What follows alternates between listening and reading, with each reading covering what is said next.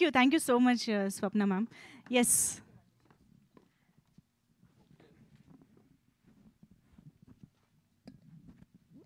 ఒక చిన్నదేనండి, ఏం లేదు.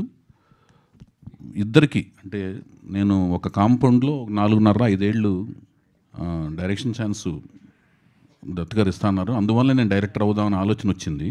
ఆ కాంపౌండ్లో 5.5 ఏళ్ళు ఉన్నాను. తర్వాత ఇంకో కాంపౌండ్లో నాకు డైరెక్షన్ ఛాన్స్ వచ్చింది. ఇద్దరూ నాకు చిరస్మరణీయులు. దత్ గారి ఫోటో నా ఆఫీస్లో ఉంటుంది. అలాగే నాగార్జున గారు నాకు అవకాశం ఇచ్చారు. వాళ్ళ కుటుంబం నుంచి వచ్చి ఎదిగిన మహిళా శిరోమణులు, అదేంటి శక్తి స్వరూపణులు అయిన వాళ్ళిద్దరూ చేతుల మీదుగా ఇంకొక ఫ్యూచర్ భవిష్యత్తు మంచిగా ఉండాలన్న ఉద్దేశంతో నేను పరిచయం చేస్తున్న తెలుగు అమ్మాయి వాళ్ళ చేతుల మీదుగా అమ్మాయి పరిచయం కావడం అని అదృష్టంగా భావిస్తాను. వాళ్ళు నిన్న నేను అడిగినప్పుడు వాళ్ళు ముఖ్యమైన పనిలో ఉన్నారు ఇద్దరు నిజంగా.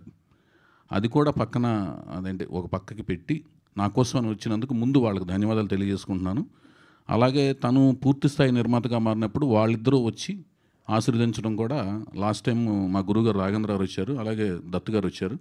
ఈ టైం నందమూరి తారక రామారావుని ఆశీర్వదించారు. అతనిది ప్రబలంగా మంచి అప్రిసియేషన్ వరల్డ్ వైడ్ వచ్చింది. అట్లాగే ఈ అమ్మాయికి తనకి వీణకు కూడా మంచి ప్రబలంగా వరల్డ్ వైడ్ అప్రిసియేషన్ రావాలని మనస్ఫూర్తి కోరుకుంటున్నాను, విష్ చేస్తున్నాను. తనకు మంచి భవిష్యత్తు ఉండాలని మనస్ఫూర్తి కోరుకుంటున్నాను. ఆ wish her all good luck అండి. మీ అందరు ఆశీస్సులు అండదండలు ఉండాలి. మన తెలుగు అమ్మాయి చాలా రోజుల తర్వాత కూచిపూడి డాన్సర్ తెలుగు అమ్మాయి వచ్చినందుకు మీ అందరి విషెస్ ఆశీస్సులు అండదండలు ఉండాలని మనస్ఫూర్తి కోరుకుంటున్నాను. అంతేనండి. ఈరోజు ఇంకొక ముఖ్యమైన దినం ఏంటంటే యుగంధర్ సినిమా. మా అన్నగారు నాకు స్ఫూర్తి. ఆయన వల్ల నేను సినిమా ఫీల్డ్కి వచ్చాను. నేను మీకు చాలాసార్లు చెప్పాను, నేను సంపాదించే ప్రతి కీర్తి కానీ కనకం కానీ ఏదైతే ఉందంటే అదంతా ఆయన అకౌంట్లోంచి మా లాంటి అభిమానుల కోసం ఆయన ఉంచిన అకౌంట్లోంచి డ్రా చేసుకున్నట్టుగానే ఎప్పుడు భావిస్తుంటాను. సో ఆ కీర్తి కానీ ఆ కనకం కానీ నాకు ప్రసాదించిన ఆయన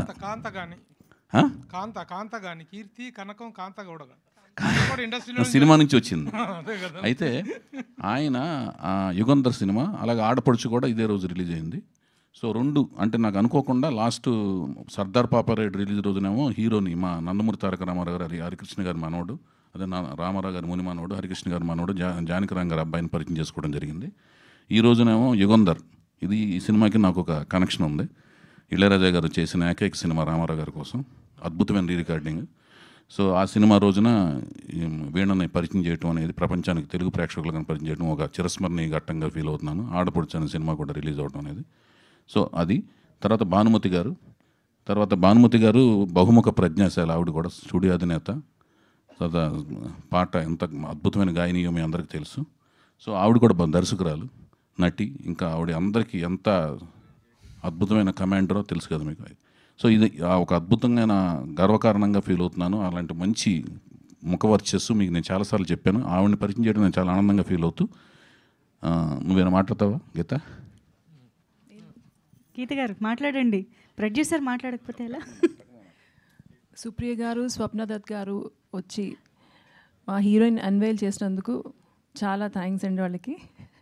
అండ్ వీ హోప్ మా హీరో ఎలాగైతే ప్రపంచవ్యాప్తంగా హిట్ అయ్యాడో అలాగే మా హీరోయిన్ని కూడా అందరూ ఆదరిస్తారని మేము మనస్ఫూర్తిగా కోరుకుంటున్నాం.